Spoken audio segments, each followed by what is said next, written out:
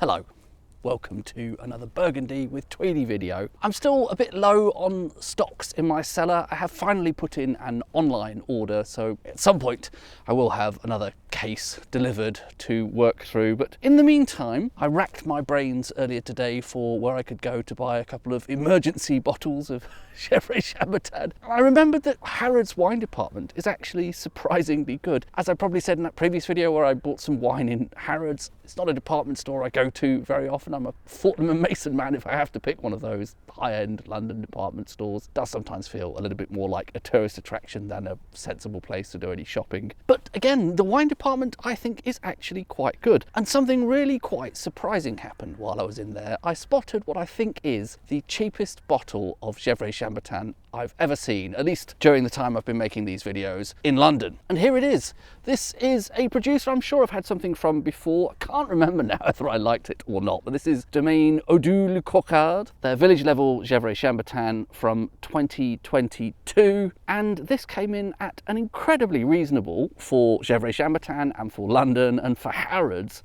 £45.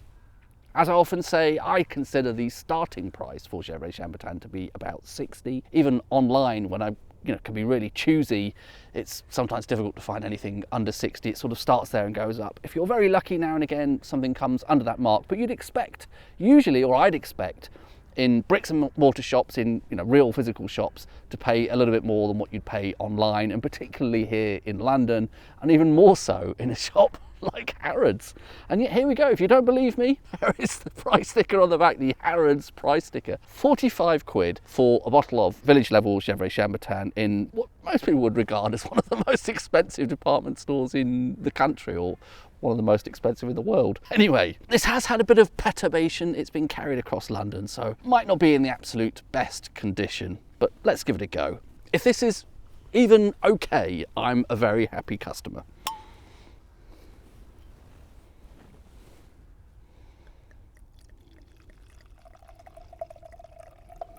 I think I have a bit of time today, hopefully.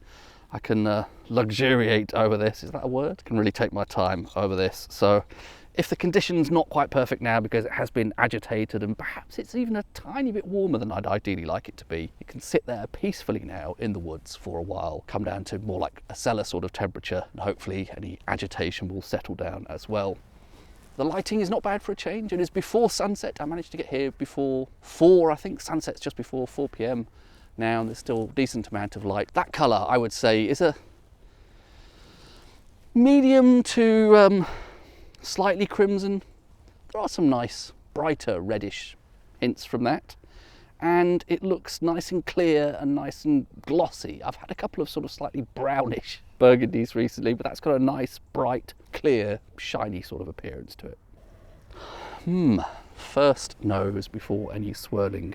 I think it's berry fruit and something quite woody initially. Reminds me a little bit almost of sawdust or even sandpaper. That's not woody. Things I associate with wood, but sandpaper after it's been sanding something down. So some combination of sandpaper and sawdust. That's odd. It's almost a tiny bit reminiscent of that struck match note that I rarely find in Burgundy, but it seems to be the curse of some English sparkling wines, and that's not a thing I'm particularly a fan of. It's some sort of sulphury compound, I think. It's not quite that. It's sort of veering more woody. Hopefully, though, I think with a bit of... I mean, this has had lots of agitation. As I say, the bottle's been carried around in a bag across London, so perhaps swirling's not going to change much, but... okay. That weird woody sandpapery thing has stepped aside now, thankfully. Slightly brighter, fresher berry fruit. I think I got a flash of vanilla there as well, which was nice. And that berry fruit character is going slightly darker, and there could even be a hint of cherry there, possibly black cherry. All a little bit subtle right now, but as I say, I'm here for a while, so that has plenty of time to wake up. So we give that an initial sip.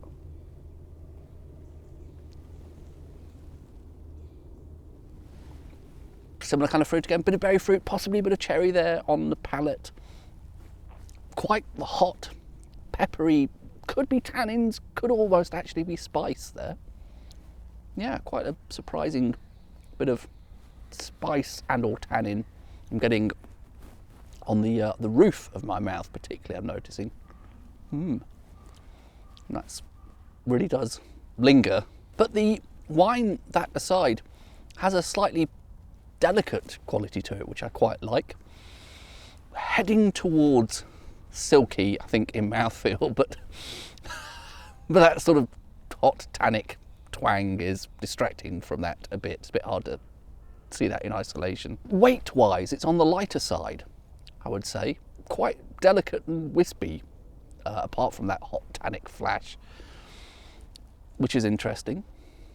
Somehow I was expecting a sort of deeper, richer sort of berry explosion, but it is pleasantly fruity. It's, yeah, sort of delicate, not light as in a lack of fruit or watery or juice-like, but it's light as in it's sort of slightly wispy and almost ethereal and delicate, which I quite like. Coming back to the nose, I think I get slight flashes of something floral there now as well.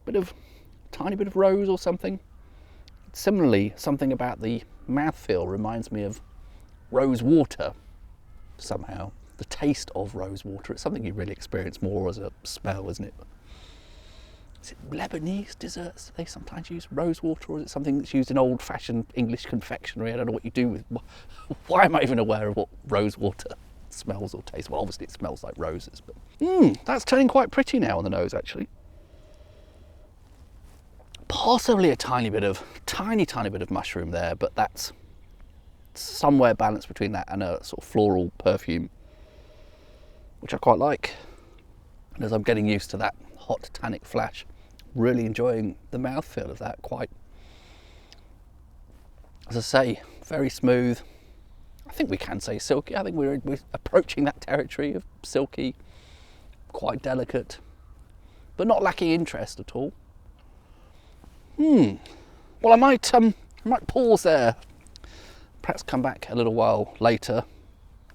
No sense rushing into this, as I'm here for a while, as I say, but first impressions, apart from that slightly over the top tannin, I actually quite like that. It's a bit more delicate than I was expecting, but not in a bad way, not in a boring, inconsequential, light, summery sort of wine way. It's more in a kind of mysterious sort of way. I don't know what I'm going.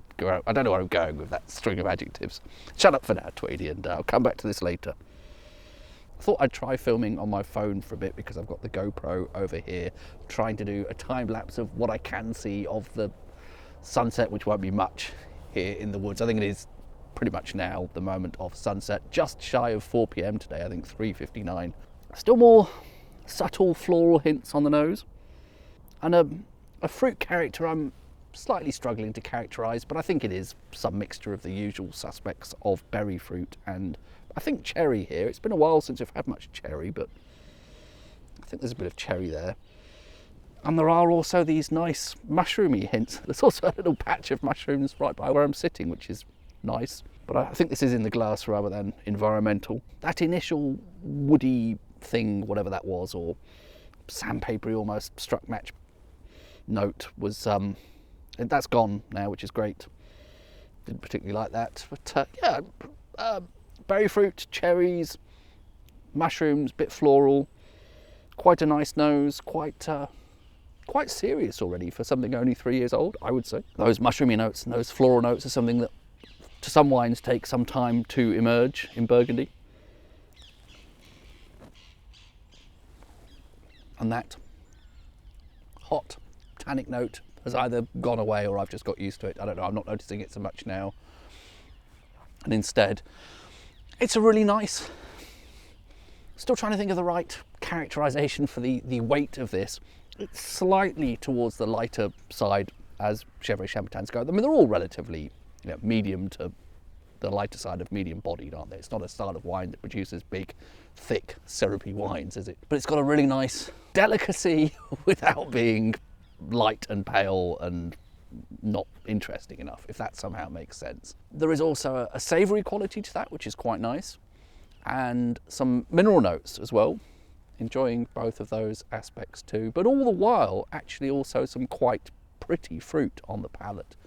And I'm occasionally getting these little sweet flashes of cherry, And then in between that, a nice kind of cool berry fruit that, hard to pin down exactly what berry we're talking about here. Some sort of mixture of cherries, possibly a hint of raspberries, not so much that. A little bit of blackberry, many of those usual suspects. Could be a hint of blueberry in there. I think that's pretty good.